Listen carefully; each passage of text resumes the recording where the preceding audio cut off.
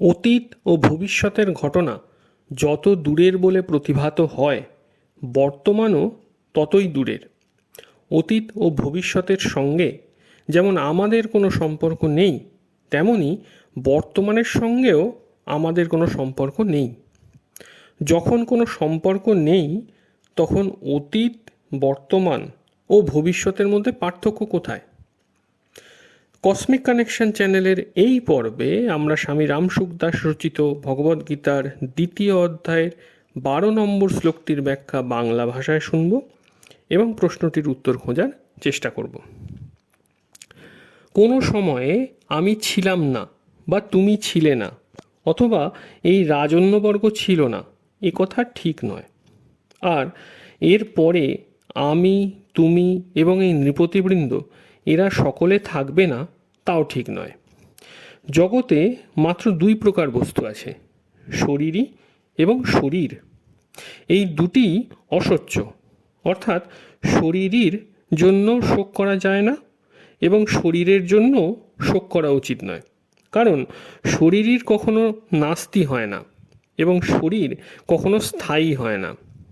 এই উভয় বস্তুর জন্য পূর্ব শ্লোকে যে অসচ্চান পদটি ব্যবহৃত হয়েছে, তার ব্যাখ্যা এখন শরীরের নিত্যতা এবং শরীরের অনিত্যতার রূপে ব্যাখ্যা করা হয়েছে।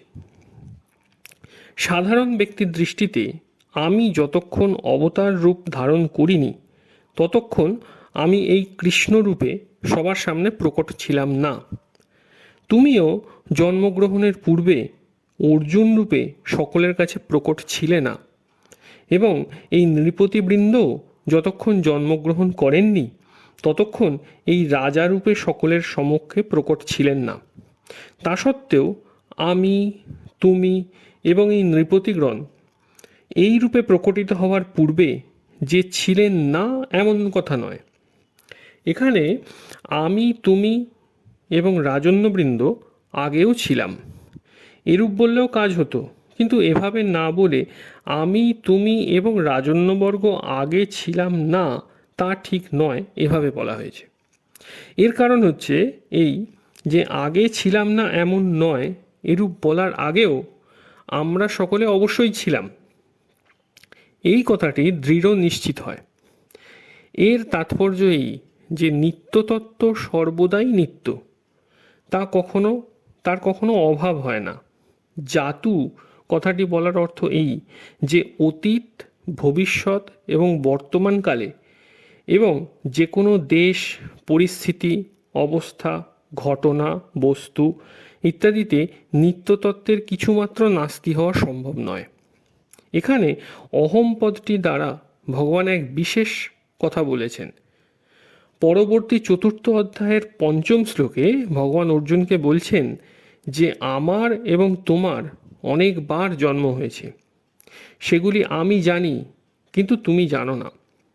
ভগবান এইভাবে নিজ ভগবত্তা প্রকাশ করে জীবের সঙ্গে পার্থক্য দেখিয়েছেন, কিন্তু এই স্থলে ভগবান জীবের সঙ্গে ঐক্যভাব দেখাচ্ছেন। এর তাৎপর্য এই যে এখানে ভগবানের অভিপ্রায় ছিল নিজ মহত্ব বিশেষভাবে প্রকাশিত করা, এবং এখানে তার অভিপ্রায় হচ্ছে তাত্ত্বিক দৃষ্টি দ্বারা নিত্যতত্ত্ব অনুভব করানো। ভবিষ্যতে শরীর পূর্বের অবস্থায় থাকবে না এবং একসময় এই শরীরই থাকবে না, কিন্তু এরূপ অবস্থাতে আমরা সব থাকবো না, এটা ঠিক নয়। অর্থাৎ আমরা সকলে অবশ্যই থাকব, কারণ নিত্যতত্ত্বের কখনো অনস্তিত্ব হয়নি এবং কখনো অনস্তিত্ব হবেও না। আমি, তুমি এবং নৃপতিবৃন্দ আমরা সকলে আগে ছিলাম না, এ কথা ঠিক নয়, এবং পরেও থাকবো না, তাও ঠিক নয়। এইভাবে অতীত ও ভবিষ্যতের কথা ভগবান বললেও বর্তমানের কথা তিনি বলেননি।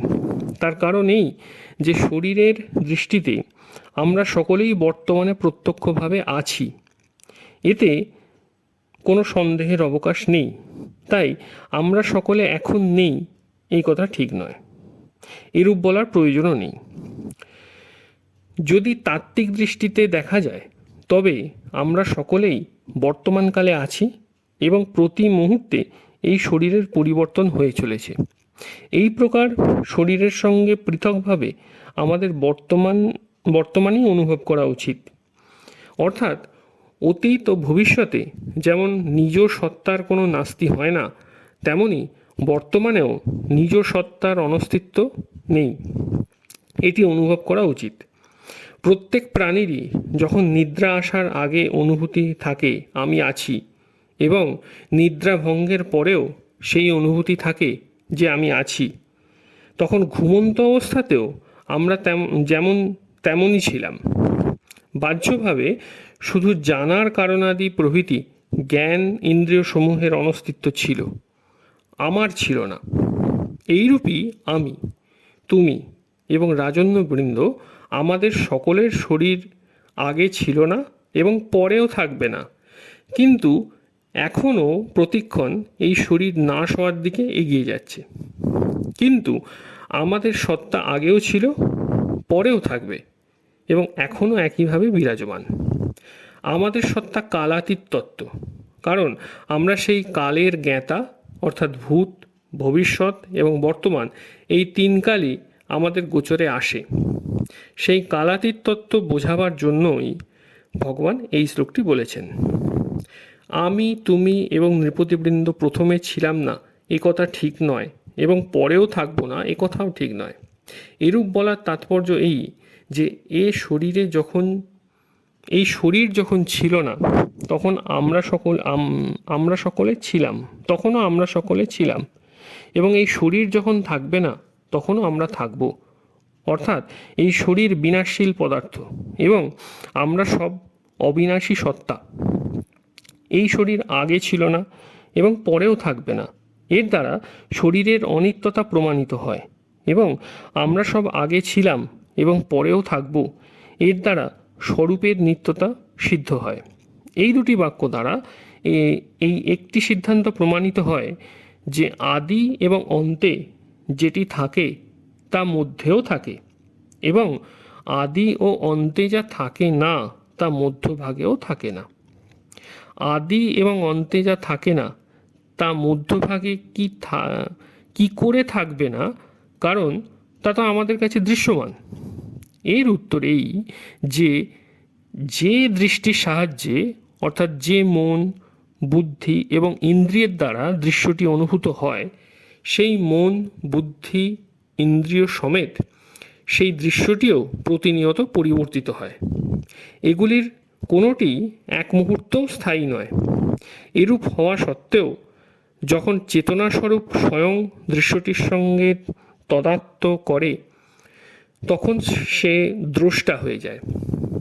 যখন দেখার সাধন এবং দৃশ্য এ সমস্তই কোনো সময় স্থায়ী হয় না, তখন দৃশ্য দর্শনকারী যে স্থায়ী তা কি করে প্রমাণ হবে? তাৎপর্য এই যে দ্রষ্টার সংজ্ঞা দৃশ্য এবং দর্শনের সম্বন্ধ থেকেই যায়। দৃশ্য এবং দর্শনের কোনো সম্পর্ক না থাকলে দ্রষ্টার কোনো সংজ্ঞা হয় না, বরং তার আধার রূপে যে নিত্যতত্ত্ব থাকে তা থেকেই যায়।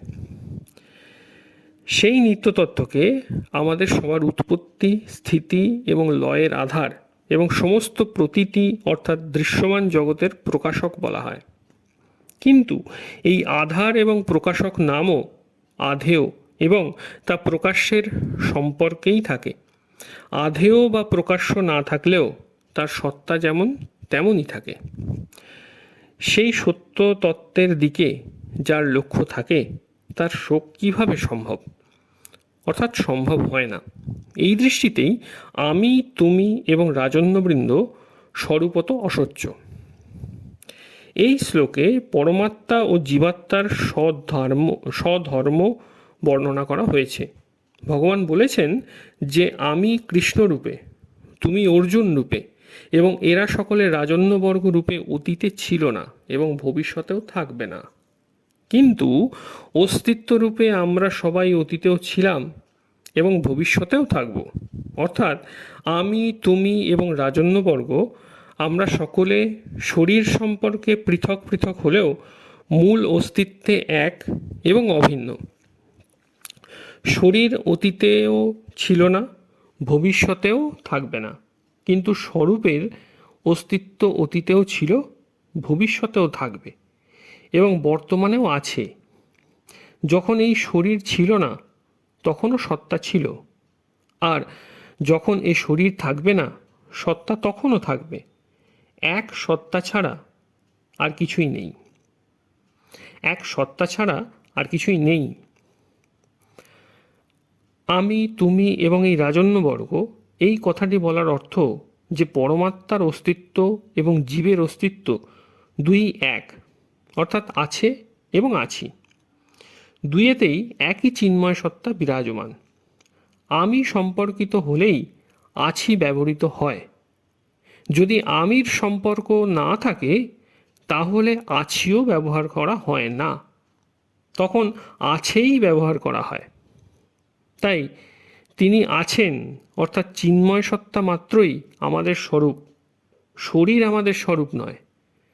তাই শরীরের জন্য শোক করা উচিত নয়। অতীত এবং ভবিষ্যতের ঘটনা যত দূরের বলে প্রতিভাত হয়, বর্তমানও ততই দূরের। অতীত ও ভবিষ্যতের সঙ্গে যেমন আমাদের কোনো সম্পর্ক নেই, তেমনি বর্তমানের সঙ্গেও আমাদের কোনো সম্পর্ক নেই। যখন কোনো সম্পর্কই নেই তখন অতীত, বর্তমান এবং ভবিষ্যতের মধ্যে পার্থক্য কিসের? এই তিনটি কালের অন্তর্গত, কারণ আমাদের স্বরূপ কালাতীত। কাল খণ্ড হয়, কিন্তু স্বরূপ বা সত্তা হলো অখণ্ড। শরীরকে নিজের স্বরূপ বলে মনে করলেই অতীত, ভবিষ্যৎ ও বর্তমানের পার্থক্য পরিলক্ষিত হয়। প্রকৃতপক্ষে অতীত, বর্তমান এবং ভবিষ্যৎ বলে কিছুই নেই। বহু যুগ অতিক্রান্ত হলেও শরীরই পরিবর্তিত হয় না, তা একইভাবে বিরাজ করে, কারণ তা হলো পরমাত্মার অংশ। কিন্তু শরীরের পরিবর্তন হতে থাকে, তা কোনো মুহূর্তেই অপরিবর্তিত থাকে না। সম্পূর্ণ পাঠটি শোনার জন্য আপনাকে ধন্যবাদ। কমেন্ট করে জানান যে পাঠটি আপনাদের কেমন লাগলো। পরবর্তী ভিডিও খুব তাড়াতাড়ি আসতে চলেছে। আপনি যদি এই চ্যানেলে প্রথমবার আসেন তাহলে লাইক, শেয়ার এবং সাবস্ক্রাইব করতে ভুলবেন না। ধন্যবাদ।